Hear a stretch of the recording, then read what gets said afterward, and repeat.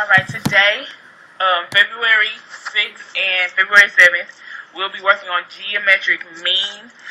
It is based off of similar triangles because their triangles are similar. Okay, the notes we're completing will be on page 10 of your spiral. Now, do not write this down. I just wanted you to see what geometric mean was. Realize that it is three triangles. You have this small one, the medium one, and then the big one, the whole triangle. Triangle ABC is similar to triangle BDC, and is similar to triangle ADB. So all three triangles are similar. Remember, if they're similar, the angles are congruent, but the sides are proportional. Alright, so what you need to understand, is that the three triangles are really separate, like this. And normally when they're separate like this, you would be able to set up a proportion and find a missing side. But in any case, you know that when they give you the problem, the triangles will be on top of each other like this. Now I'm going to show you a little shortcut of how to set it up. So I'm going to tell you a little story. And this paper that I'm about to show you will be part of your notes. So you will have this. So take it out. Alright, so I'm going to tell you a little story. And hopefully this will help you know how to set up geometric mean problems. And we're going to do some examples. Alright, so 3 G's meet at the corner house. This is the corner house. The corner house is always the big right angle from the big right triangle, okay? 3 G's meet at this corner house. And then the 3 G's decide to separate. So you have G1, he goes this way, G2 goes this way, and G3 goes this way. Alright, they all are going to meet up at the block.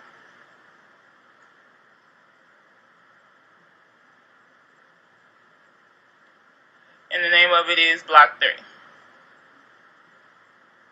Now, which one gets to the block first? G2. Alright, G2 gets to the block first. Now, let me tell you a little bit about G2. G2 is a little messy, so when he gets to the block, he starts a fight, and he makes the block break up into pieces. So now we have a block 1 and a block 2.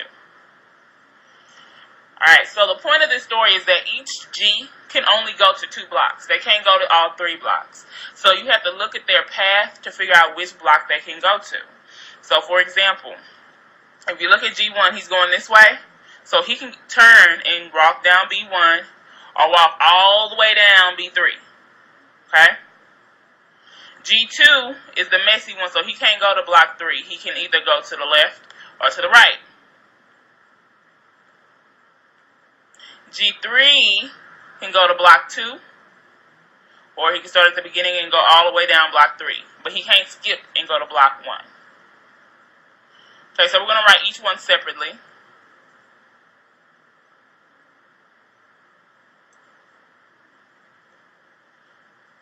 So on this first one, we have G1, and G1 can go to block 1 and block 3. So your proportion would be written G1. You always write the G twice, G1, and they have to be across from each other. You can go to block 1 and block 3.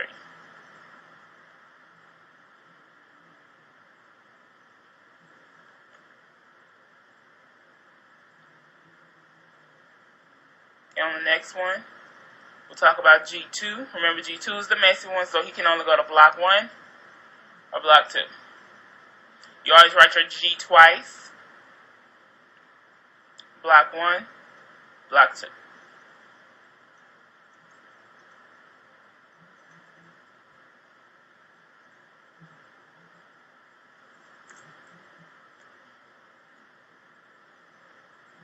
Okay, the last one is G3.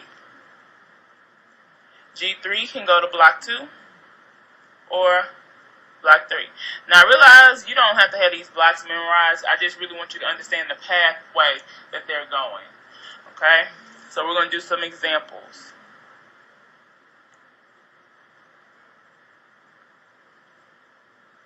Alright, that last one we have down here, that's what our example is going to be. Example, and we're going to find X. Okay.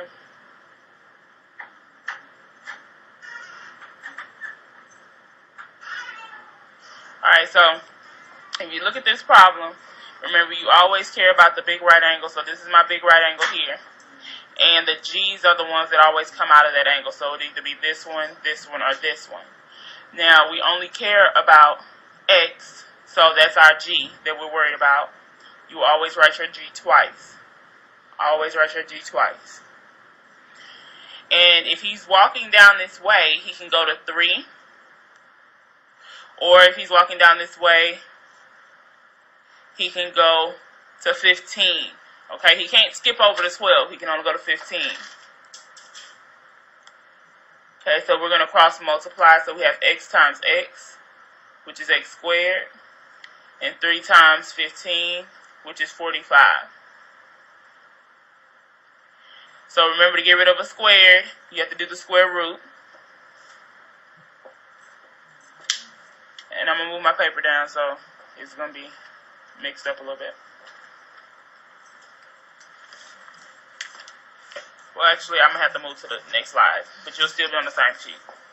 So square root of 45, I have factors of 9 and 5, 3 and 3. So I only have one pair of 3's. So you would have 3 square root of 5. Okay, so the answer would be 3 square root of 5. Okay. Alright, I want you to try that next problem, the next 2 problems, and see how you do on those. Okay. Alright, on this example, so you should have tried it, it wanted you to find x. So remember, you always look for your big right angle, so this is my big right angle here. So x comes out of that big right angle, so that means it's my geometric mean. It's one of my g's, so I write it twice. Now remember that if he's walking down this path, he can turn here and he can go 2 and stop, or he can go the whole pathway, so it will be 6. So then I'm going to cross multiply, so x times x is x squared, and 2 times 6 is 12. So remember, to get rid of a squared, you have to do the square root. And then we're going to break down 12, so we have 4 and 3. That's a 3. 4 and 3, 2 and 2 and 3. So I have a pair of 2's, so that goes on the outside. So we have 2 square root of 3. That's what you should have gotten for the first problem. If you did, you're doing good. If you didn't, you need to see what you did wrong, okay? Okay, go ahead and try number 2. Alright, so they wanted you to find y on number 2. So notice you look for your big right angle. And y comes out of the big right angle. So that means it's a geometric mean. It's one of my g's, so I write it twice.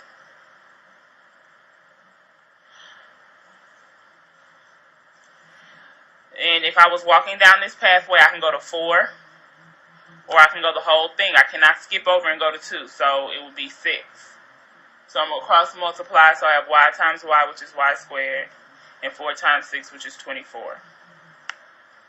Remember, to get rid of a squared, you do the square root. Break down 24. I have 6. That's a 6 and a 4. A 2 and a 2. A 2 and a 3. So I have a pair of 2's, so that goes on the outside. And what I'm left with is 2 times 3, and that goes on the inside. So that's the answer for number 2. Okay, one last thing that goes along with geometric mean. This is an example problem. They can just give you this without any picture and say, find the geometric mean between 8 and 4. Okay, this is an example. So all you do is, remember, you always write your geometric mean twice. And since they ask you to find it, you don't know it. So you're going to put x. And then the 2 numbers they give you. So 8 and 4. That's a 4. So then you cross multiply. So x times x is x squared.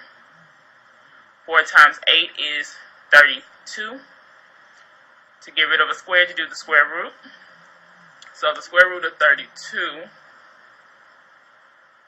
I'm going to have an 8 and a 4,